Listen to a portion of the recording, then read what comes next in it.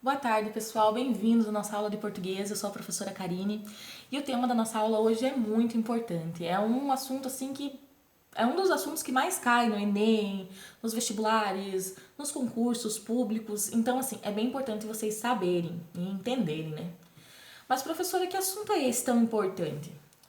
Esse assunto, ele trata das funções de linguagem. Então guarda aí, que isso é bem importante vocês saberem mesmo, né? Por quê? Porque as funções da linguagem, ela está presente ali no nosso dia a dia, em todas as nossas falas, né? Na forma como a gente se comunica. Mas e quais são essas formas, né? Quais são essas funções, perdão? E quais são os objetivos de cada uma dessas funções? É isso que a gente vai ver aqui nessa aula de hoje. Vamos lá? Antes de eu começar a falar para vocês sobre cada função da linguagem, né, cada uma dessas funções, vocês precisam entender o que é a função, né? O que é função de linguagem.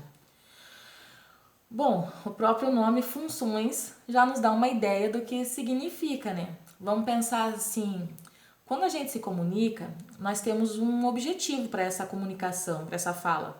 Pode ser falar sobre um assunto, convencer o nosso interlocutor sobre alguma coisa, ou pode ser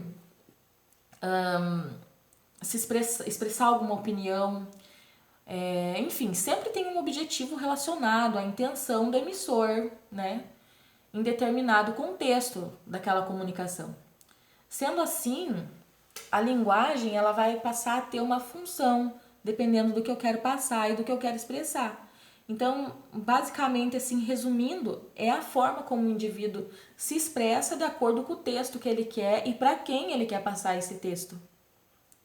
E essa linguagem ela vai estar girando assim sempre em torno de 6 elementos, né?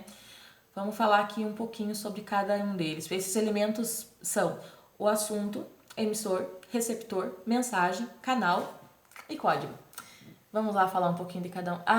E cada um desses elementos vai estar ligado a uma função dessa linguagem, né? Então vamos lá começar pelo primeiro agora. O assunto. O assunto, ele tem uma função referencial, referente, né? Ou também pode estar escrito lá a função denotativa, né? Não esqueçam lá a função denotativa, uma linguagem mais informal. Lembrem disso. Aonde o foco está no assunto, no tema que eu vou abordar.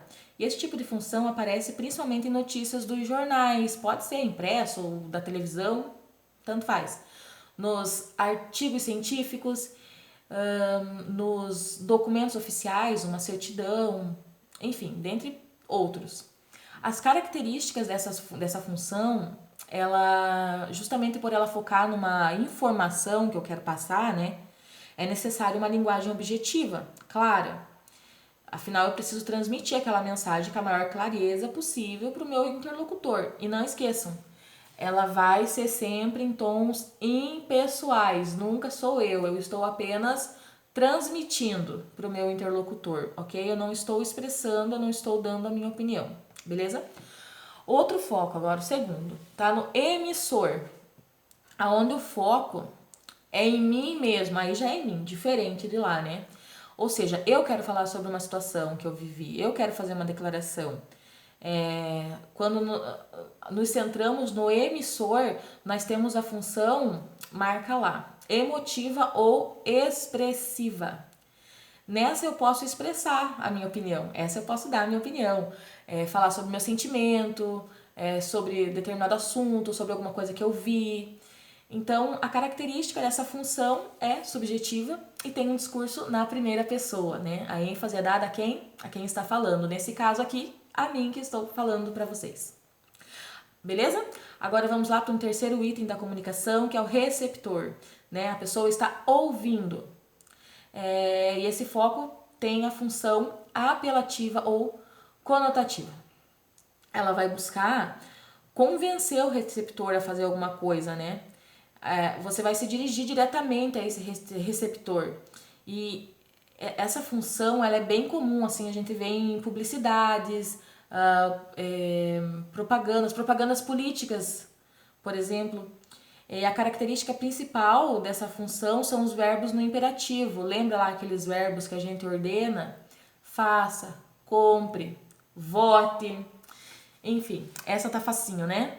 Vamos lá para um quarto item da nossa comunicação, onde o meu foco é na mensagem. Então, aí, quando o foco é na mensagem, a preocupação é em como eu vou elaborar essa mensagem. O tipo de palavra, o tom de voz, se eu vou usar uma linguagem mais formal, mais informal. E, nesse caso, essa função, ela vai ser a função poética. Ah, professora, mas não é apenas na poesia, no poema? Não, não, não, não. Ela é uma função mais subjetiva. Ela pode usar uma linguagem mais conotativa, né, figurada, e ela vai aparecer aí em diversos textos aí nos literários ou nas músicas, mas não vai se restringir apenas aí. E não esqueçam, uma função, um texto pode ter mais que uma função, viu? Quando pedir lá qual é a função, né, de linguagem de tal texto, foque naquela que vai prevalecer, mas ela pode ser que ela tenha mais de uma, ok? E o nosso penúltimo item da comunicação, que é o canal, né? Porque a nossa comunicação ela precisa de um canal para acontecer, né? E esse canal ele pode ser por internet, por carta, por telefone, enfim, ela vai ser estabelecida de alguma maneira e a forma como eu vou estabelecer essa função, ela tá ligada à função fática, né? Marca aí, a função fática, que é aquela que nós estabelecemos e mantemos uma comunicação, independente do tipo de canal, né? Um exemplo lá é uma conversa no WhatsApp, eu mandei lá, oi, tudo bem? Eu iniciei uma função fática. Por quê? Porque eu estou estabelecendo essa comunicação, né? Esse uso de frases interrogativas vai manter essa comunicação aberta, onde eu vou estar esperando que o meu receptor me responda e sigamos essa conversa. Então, essa função, ela trata dessas saudações, desses cumprimentos, como também os sinais de pontuação, né? Onde, por exemplo, a interrogação, a reticências ali que nos indica que vai ter continuação. Assim como as onomatopeias também, onde a gente vai imitar os sons, onde a gente ilustra aquilo que a gente está tentando transmitir, né? Com sons. Então, assim, basicamente, resumindo, essa função, ela vai estabelecer e manter uma comunicação, né? É bem comum a gente ver essa função nas entrevistas, nas chamadas telefônicas, entrevistas e nas chamadas telefônicas, onde vai sempre ter uma pergunta e resposta, né? Lá na entrevista de emprego, provavelmente vai, né? Pergunta, resposta, pergunta, resposta. Então, sempre que tem esse diálogo direto aí, belezinha? E por último, quando nós focamos no próprio código, né? Toda comunicação precisa de um código para acontecer. Como que eu vou me comunicar? Por palavras? Por uma linguagem não verbal? Por uma linguagem de sinais? Por uma peça de teatro?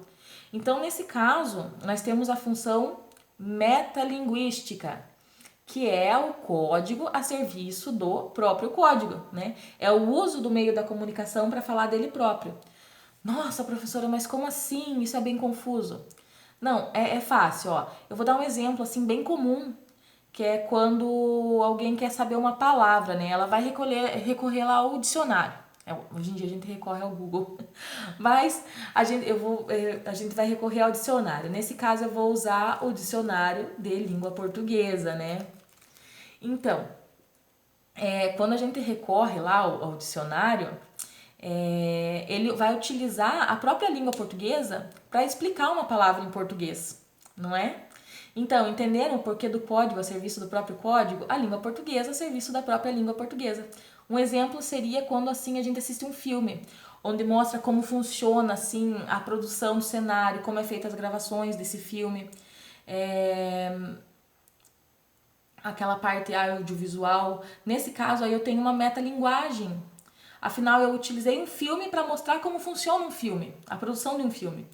Ou numa música que remete ao ato de ouvir música, ou um poema que remete ao ato de escrever. Enfim, pessoal, fechamos aqui a nossa aula, encerramos por aqui a nossa aula de função da linguagem. Espero que tenham entendido. Muito obrigada, até a próxima.